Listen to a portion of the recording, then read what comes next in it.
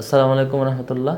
ডাকসু নির্বাচন উপলক্ষে ঢাকা বিশ্ববিদ্যালয়ের শিক্ষার্থী, শিক্ষক এবং পুরো বিশ্ববিদ্যালয়ের পরিবারের যে উৎসব এবং আমেজ চলছিল, আমরা সবাই যেটি উপভোগ করছিলাম, সেই জায়গাটিতে হঠাৎ আজকে থেকে একটি নতুন পরিস্থিতির উদ্ভব ঘটেছে। আমাদের প্যানেলের অধিকাংশ প্রার্থী সাইবার অ্যাটাকের শিকার হচ্ছেন। অলরেডি আমাদের গবেষণা ও প্রকাশনা সম্পাদক পদপ্রার্থী সাজ্জাদ হোসেন খানের আইডিটি অলরেডি সাসপেন্ডেড সাইবার অ্যাটাকের মুখোমুখি হয়ে, এবং আমাদের আরেকজন প্রার্থী স্পোর্টস সম্পাদক পদপ্রার্থী যিনি আরমান হোসেন, তার আইডিটিও সাসপেন্ডেড হয়ে গিয়েছিল। আমরা আমাদের বেশ কিছু ভাইদের সহযোগিতায় প্রাথমিকভাবে সেটি রিকভার করতে পেরেছি। আবার একই সাথে আরেকজন দায়িত্বশীল রেজাউল করিম শাকির, তার আইডিটিও সাসপেন্ডেড ফেসবুক থেকে। এবং আমরা লক্ষ্য করেছি এই আইডিগুলো সাইবার অ্যাটাকের আক্রমণের শিকার হওয়ার পরে বেশ কিছু পেজ থেকে যারা দাবি করছেন তারা এখানে অ্যাটাক করেছেন এবং তারা সেটি সফল হয়েছে বলে দাবি করছেন, যেটি আমাদের জন্য খুবই উৎকণ্ঠার, উদ্বেগের যে রাষ্ট্র এবং প্রশাসন ডাকসুর মতো একটি গুরুত্বপূর্ণ জায়গায় তার প্রার্থীদের তথ্যের প্রাইভেসি এবং সোশ্যাল মিডিয়া অ্যাকাউন্টের নিরাপত্তার জায়গাটিকে ঠিকঠাক দিতে পারেনি। এবং একই সাথে আমরা লক্ষ্য করেছি আমাদের মূল প্রার্থী যারা প্যানেলের অন্যান্য সম্পাদক এবং পাশাপাশি বিপি, জিএস, এজিএস, আমাদের মোহাম্মদ আবু সাদিক কায়েম, মহিউদ্দিন খান এবং আমার আইডি, সবগুলোই ক্রমাগত সাইবার অ্যাটাকের মুখোমুখি হয়ে বারবার রিস্ক যেমন কমেছে, আবার একই সাথে লগ আউট হয়ে যাচ্ছে। সেদিক থেকে আমরা আমাদের প্রাথমিক মেজারমেন্ট হিসাবে আমরা আর কোনো উপায় না পেয়ে আপাতত ডিএক্টিভ রেখেছি, যাতে করে সাইবার আক্রমণের জায়গা থেকে অন্তত কিছুটা রেহাই পাই। কিন্তু এইভাবে সোশ্যাল মিডিয়া থেকে কিংবা সাধারণ মানুষ থেকে ডিটাচ রেখে তাদের কাছে আমাদের বার্তা পৌঁছানোর জায়গাটি থেকে আমাদেরকে থামিয়ে রেখে কারা ফায়দা লুটতে চায়, কারা আমাদেরকে মানুষের কাছে তথ্যগুলো প্রচারের যে মাধ্যম, সোশ্যাল মিডিয়া মাধ্যম বর্তমান সময়ে, সেটি থেকে দূরে সরে রেখে কারা ফায়দা লুটতে চায়, এটা বড় একটা চিন্তার কারণ আমাদের কাছে।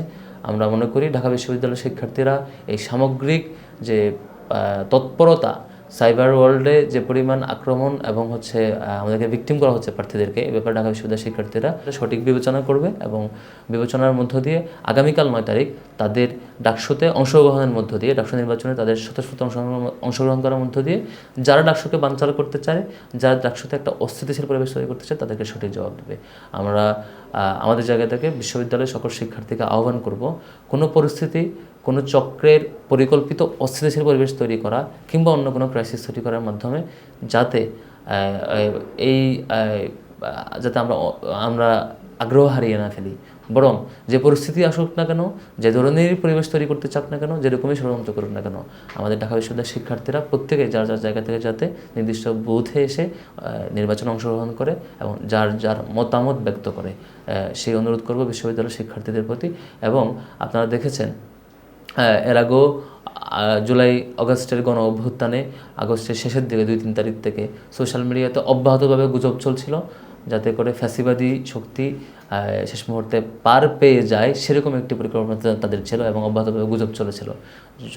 ছাত্র জনতা সেই সময়টাতে কোনো গুজবে কান না দিয়ে এবং কোনো ধরনের প্রপাগান্ডায় কান না দিয়ে তাদের রায় এবং গণ অভ্যুত্থানে অংশগ্রহণ জারি রেখেছিল। ঠিক এই ডাকসুতে শিক্ষার্থীদের আগ্রহকে দমন করবার জন্য, ডাকসুকে বানচাল করবার জন্য নানা অপচেষ্টা, নানা তৎপরতা, অপতৎপরতা কিংবা অপপ্রচার, সিন্ডিকেটেড প্রপাগান্ডা সব কিছুই চলছে।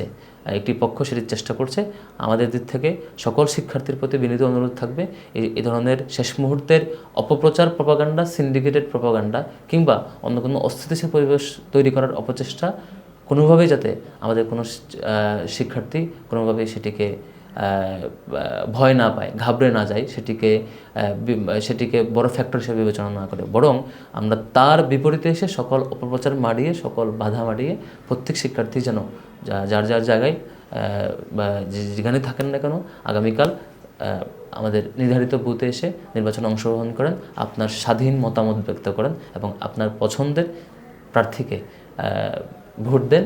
এবং গত কিছু সময়ের আগামী একদিন কিংবা শেষ মুহূর্তের অপপ্রচার, প্রপাগান্ডা যাতে আপনার কারো চিন্তাকে কোনোভাবে প্রভাবিত না করে, সেই অনুরোধ রেখেই শেষ করছি। আসসালামু আলাইকুম রহমতুল্লাহ।